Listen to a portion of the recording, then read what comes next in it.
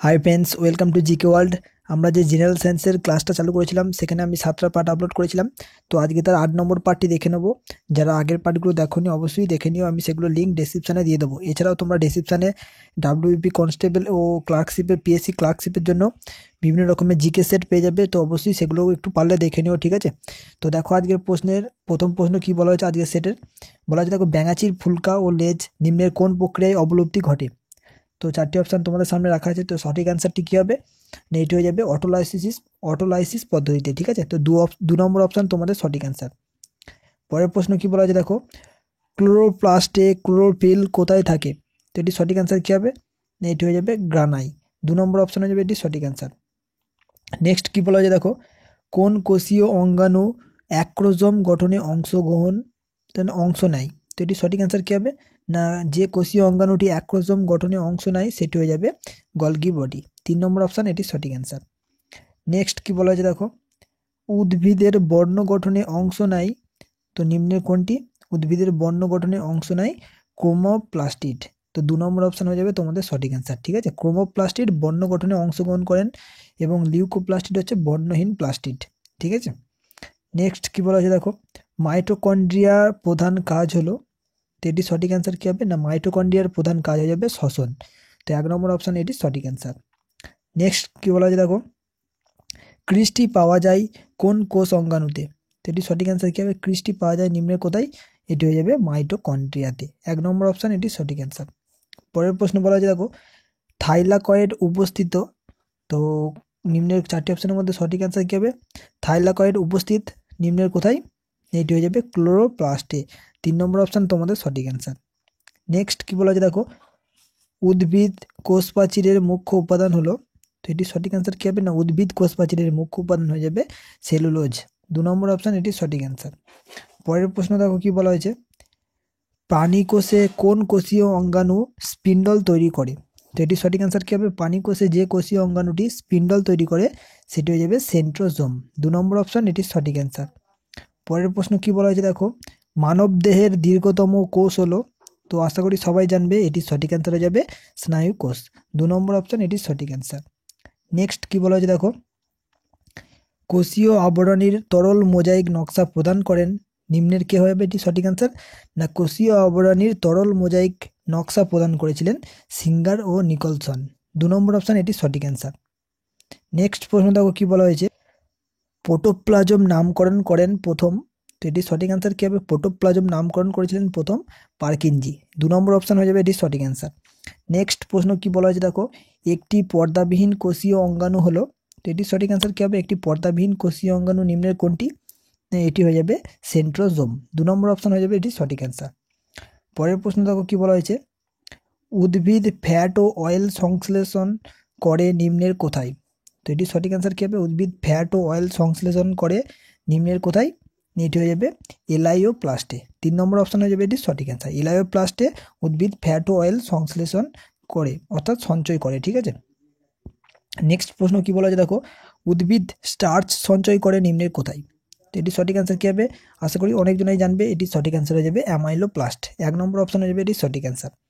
পরের প্রশ্ন কি বলা হয়েছে দেখো, জেন্থোপ্লাস্ট এর জন্য দায়ী বর্ণ হলো। তো এটি সঠিক অ্যান্সার কী হবে? জেন্থোপ্লাস্টের জন্য দায়ী বর্ণ কোনটি? এটি হয়ে যাবে হলুদ। 4 নম্বর অপশান হয়ে যাবে এটি সঠিক অ্যান্সার। রোডোপ্লাস্টের জন্য দায়ী হচ্ছে লাল, ঠিক আছে? ফ্লিওপ্লাস্টের জন্য দায়ী হচ্ছে বাদামি। তো কমলা হচ্ছে ক্যারোটিনোপ্লাস্টের জন্য কমলা দায়ী, ঠিক আছে? এগুলো একটু মনে রাখার চেষ্টা করলেও পারবে। তো দেখো পরের প্রশ্ন কি বলা হয়েছে, নিম্নের কোনটি নাইট্রোজেন বিহীন রেচন পদার্থ? তো এটি সঠিক অ্যান্সার কী হবে? না, নাইট্রোজেন বিহীন রেচন পদার্থ হলো 4টি অপশানের মধ্যে রজন। 3 নম্বর অপশান এটি সঠিক অ্যান্সার। এছাড়া রেসারপিন, ডাটুরিন এবং কুইনাইন এই 3টি হচ্ছে নাইট্রোজেন যুক্ত রেচন পদার্থ, অর্থাৎ উদ্ভিদের উপকারগুলি হচ্ছে নাইট্রোজেন যুক্ত রেচন পদার্থ, ঠিক আছে? এছাড়া এই গদ, রজন, তরুক্ষীর এগুলো হয়ে যাবে নাইট্রোজেন বিহীন। পরের প্রশ্ন দেখো কি বলা হয়েছে, কোষ মতবাদ প্রবর্তন করেন নিম্নের কে? তো এটি হয়ে যাবে স্লেইডেন ও সোয়ান। 2 নম্বর অপশান এটি সঠিক অ্যান্সার। নেক্সট কি বলা হয়েছে দেখো, পাস্তুরাইজেশন পদ্ধতি আবিষ্কার করেন কে? এটি হয়ে যাবে কি তাহলে? এটি হয়ে যাবে লুই পাস্তুর। সি অপশান এটি সঠিক অ্যান্সার। নেক্সট কি বলা হয়েছে দেখো, বলা হয়েছে বিএমআর মাপতে ব্যবহৃত হয়। তো সঠিক অ্যান্সার কী হবে? বিএমআর মাপতে কী ব্যবহৃত হয়? এটা যাবে বেনেডিক্ট রট বেনেডিক্ট রথ অ্যাপারেটার্স, ঠিক আছে। 2 নম্বর অপশান এটি সঠিক অ্যান্সার। পরের প্রশ্ন বলা হয়েছে লাং ভলিউম মাপতে ব্যবহৃত হয়, তো এটি সঠিক অ্যান্সার কী হবে? লাং ভলিউম মাপতে কী ব্যবহৃত হয়? এটা হয়ে যাবে স্পাইরোমিটার। 2 নম্বর অপশান এটি সঠিক অ্যান্সার। নেক্সট কী বলা হয়েছে দেখো, জেনেটিক কোড আবিষ্কার করেন নিম্নের কে? তো আশা করি সবাই জানবে, এটি সঠিক অ্যান্সার হয়ে যাবে হরগোবিন্দ খোরনা। 2 নম্বর অপশান এটি সঠিক অ্যান্সার। পরের প্রশ্ন কী বলা হয়েছে দেখো, ভাষণশীলতা সূত্রের আবিষ্কারক হলেন, তো এটি সঠিক অ্যান্সার কী হবে? ভাষণশীলতা সূত্রের আবিষ্কারক নিম্নের কে? এটি হয়ে যাবে আর্কিমিডিস। ভাষণশীলতা সূত্রের সঙ্গে জড়িত হচ্ছেন আর্কিমিডিস। এবং চাপের সূত্রের সঙ্গে জড়িত কে? এটি হয়ে যাবে পাস্কাল, ঠিক আছে। নেক্সট দেখো কী বলা হয়েছে, শব্দের কোন বৈশিষ্ট্যের জন্য প্রতিধ্বনির সৃষ্টি হয়? তো এটির সঠিক অ্যান্সার কী হবে? শব্দের কোন বৈশিষ্ট্যের জন্য প্রতিধ্বনি সৃষ্টি হয়? এটি হয়ে যাবে শব্দের প্রতিফলন। 2 নম্বর অপশান এটি সঠিক অ্যান্সার। নেক্সট প্রশ্ন দেখো কী বলা হয়েছে, ইনসুলিনের বিপরীতে কাজ করে নিম্নের কোন হরমোন? তো সঠিক অ্যান্সার কী হবে 4টি অপশানের মধ্যে? ইনসুলিনের বিপরীতে কাজ করে নিম্নের কোন হরমোন? এটি হয়ে যাবে গ্লুকাগন। 3 নম্বর অপশান এটি সঠিক অ্যান্সার। পরের প্রশ্ন দেখো কী বলা হয়েছে, দুটি বস্তুর মধ্যে দূরত্ব দ্বিগুণ করা হলে তাদের মধ্যে মধ্যাকর্ষণ শক্তি ড্যাশ হয়, তো এটি সঠিক অ্যান্সার কী হবে? না, দুটি বস্তুর মধ্যে দূরত্ব দ্বিগুণ যখন করা হবে তাদের মধ্যে যে মধ্যাকর্ষণ শক্তি সেটি 1/4 হয়। তো সি অপশান তোমাদের সঠিক অ্যান্সার। পরের প্রশ্ন বলা হয়েছে দেখো, তেজস্ক্রিয় ফসফরাস কোন চিকিৎসায় ব্যবহৃত হয়? তো এটির সঠিক অ্যান্সার কী হবে? না, তেজস্ক্রিয় ফসফরাস ব্যবহৃত হয় ব্লাড ক্যান্সারের চিকিৎসায়। 2 নম্বর অপশান এটি সঠিক অ্যান্সার। পরের প্রশ্ন কী বলা হয়েছে দেখো, ফসফিনের গন্ধ কেমন? তো এটির সঠিক অ্যান্সার কী হবে? ফসফিনের গন্ধ কেমন হয়? এটি হয়ে যাবে পচা মাছের মতো হচ্ছে ফসফিনের গন্ধ, ঠিক আছে। নেক্সট প্রশ্ন দেখো কী বলা হয়েছে, খাদ্য লবণ কোন প্রকারের লবণ? তো 4টি অপশান দেখো, প্রথম অপশান দেওয়া আছে সীমিত লবণ, দ্বিতীয় অপশান ক্ষারকীয় লবণ, তৃতীয় অপশান আম্লিক লবণ এবং চতুর্থ অপশান যুগ্ম লবণ। তো যেটা অ্যান্সার হবে সেটা তোমরা আমাকে কমেন্টে জানাবে, ঠিক আছে। তোমাদের জন্য এই প্রশ্নটা রইল 29 নম্বর প্রশ্ন, যে খাদ্য লবণ কোন প্রকারের লবণ? তো যারা পারবে অবশ্যই কমেন্টে আমাকে অ্যান্সার দেবে, এবং না পারলেও অসুবিধা নেই, আমাকে বলো, আমি অ্যান্সার বলে দেবো। দেখো পরের প্রশ্ন কী বলা হয়েছে, ব্লিচিং পাউডারে ঝাঁঝালো গন্ধ কোন পদার্থের জন্য হয়? তো এটি সঠিক অ্যান্সার কী হবে? না, এটি হয়ে যাবে 2 নম্বর অপশান, ক্লোরিনের জন্য এটি হয়।